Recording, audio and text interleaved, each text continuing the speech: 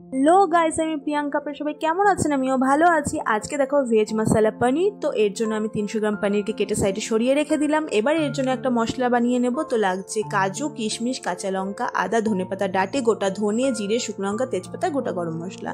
এবার একটা কড়াইতে একটুখানি তেল গরম করে তাতে একে একে সব মশলাগুলো দিয়ে হালকা ভাজা ভাজা করে নিতে হবে। হালকা ভাজা ভাজা হয়ে গেলে একটা প্লেটে তুলে সেটাকে ঠান্ডা করিয়ে নিতে হবে।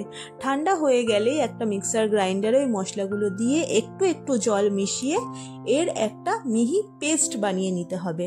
তারপর ওই কড়াইতেই একটুখানি বাটার গরম করে তাতে পনিরগুলো দিয়ে তাতে দিতে হবে একটুখানি নুন। তারপর ওটাকে হালকা ভাজা ভাজা করে নিতে হবে। হালকা ভাজা ভাজা হয়ে গেলে তুলে নিতে হবে।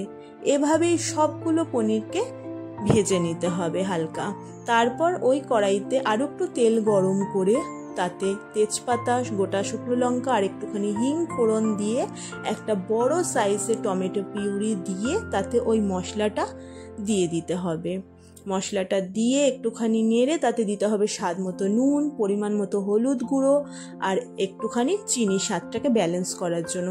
তারপর মশলাটাকে ভালোভাবে কষাতে হবে। মশলার গা থেকে তেল ছেড়ে আসলে তাতে অ্যাড করে দিতে হবে সেই ভেজে রাখা পনিরটা। সেই পনিরটা দিয়ে আরও 2-3 মিনিট এভাবেই কষাতে হবে। কষে গেলে তাতে অ্যাড করে দিতে হবে পরিমাণ মতন জল।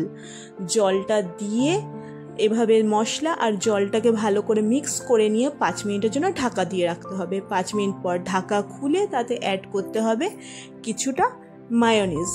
আপনারা চাইলে ফ্রেশ ক্রিমও দিতে পারেন, আমার কাছে এটাই ছিল তাই এটাই দিয়েছি। এবার তার মধ্যে অ্যাড করে দিতে হবে কুচনো ধনেপাতা দিয়ে এভাবে ভালো করে আরও 2 থেকে 3 মিনিট নাড়াচাড়া করলেই রেডি হয়ে যাবে ভেজ মশলা পনির। তো এটা তো খেতে দারুণ হয়েছিল, আর এটা পরোটা, রুটি আর ফ্রাইড রাইসের সাথে ভীষণ ভালো লাগে। আপনারাও বাড়িতে ট্রাই করতে পারেন। টাটা।